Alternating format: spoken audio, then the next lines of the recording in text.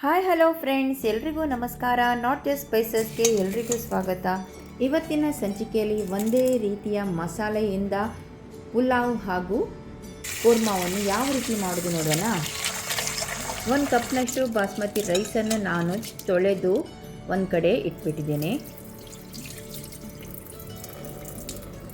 ತೆಂಗಿನ ಹಾಲು ಹಾಕಿ ಒಂದು ರುಚಿಯಾದ ಪುಲಾವ್ ಮಾಡುವ.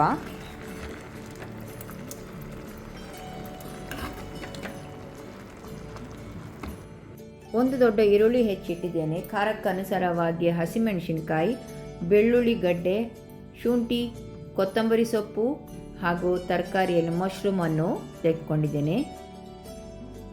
ಇವಾಗ ಇದೆಲ್ಲವನ್ನು ಚೆನ್ನಾಗಿ ತೊಳೆದು ಮಿಕ್ಸಿ ಜಾರಿಗೆ ಹಾಕಿ ಒಂದು ನಯವಾಗಿ ಪೇಸ್ಟ್ ಮಾಡಿಡುವ. 1/4 ಕಪ್ನಷ್ಟು ನೀರನ್ನು ಹಾಕಿ ನಾನು ಪೇಸ್ಟ್ ಮಾಡಿ ಇಟ್ಕೊಂಡಿದ್ದೇನೆ. 2 ಟೇಬಲ್ ಸ್ಪೂನಷ್ಟು ತುಪ್ಪವನ್ನು ಬಿಸಿ ಮಾಡಿ ಅದಕ್ಕೆ ಲವಂಗ, ಹೆಚ್ಚಿದ ಈರುಳ್ಳಿ ಹಾಕಿ ಚೆನ್ನಾಗಿ ಫ್ರೈ ಮಾಡ್ಕೊಳ್ಳುವ.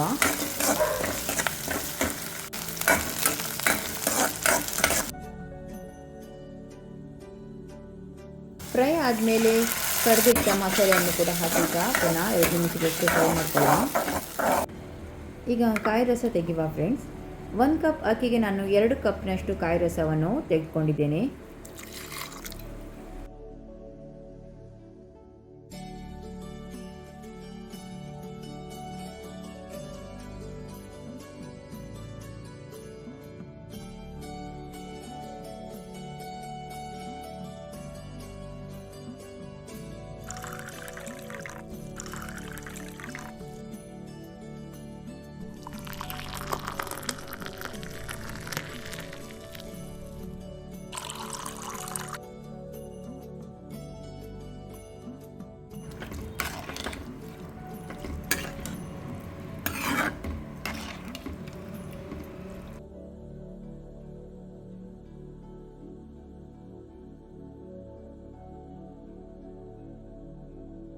ರುಚಿಗೆ ಬೇಕಾಗುವಷ್ಟು ಉಪ್ಪನ್ನು ಹಾಕ್ಕೊಂಡು ಲಿಡ್ ಮುಚ್ಚಿ ಚೆನ್ನಾಗಿ ಒಂದು 15ರಿಂದ 20 ನಿಮಿಷದಷ್ಟು ಇದನ್ನು ಬೇಯಿಸಿದರೆ ಪುಲಾವ್ ರೆಡಿ ಆಗ್ತದೆ.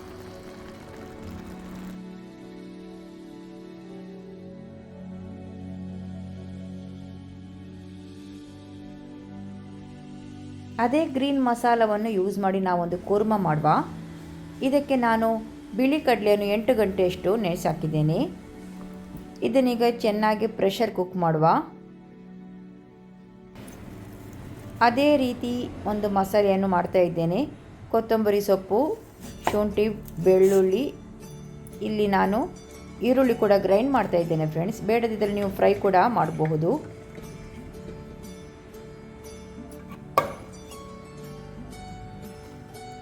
ಕಾಯಿ ತುರಿಯನ್ನು ಕೂಡ ಹಾಕಿ ಗ್ರೈಂಡ್ ಮಾಡಿ.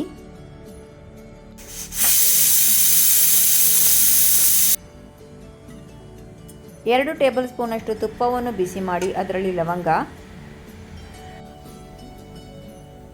ಕಡೆದ ಮಸಾಲೆ ಚೆನ್ನಾಗಿ ಫ್ರೈ ಮಾಡ್ಕೊಳ್ಳಿ.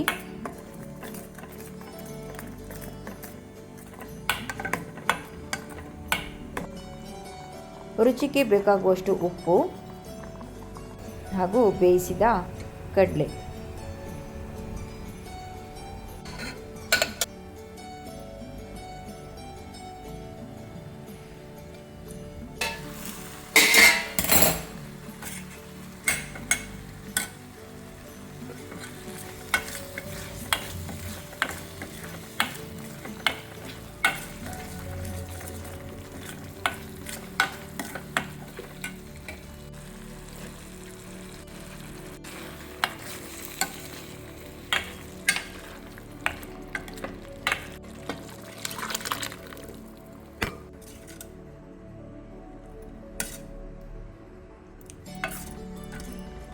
ಒಂದೇ ಮಸಾಲೆಯಿಂದ ಪುಲಾವ್ ಹಾಗೂ ಕೂರ್ಮವನ್ನು ಎಷ್ಟು ಸಿಂಪಲಾಗಿ ಮಾಡ್ಬೋದಲ್ವಾ.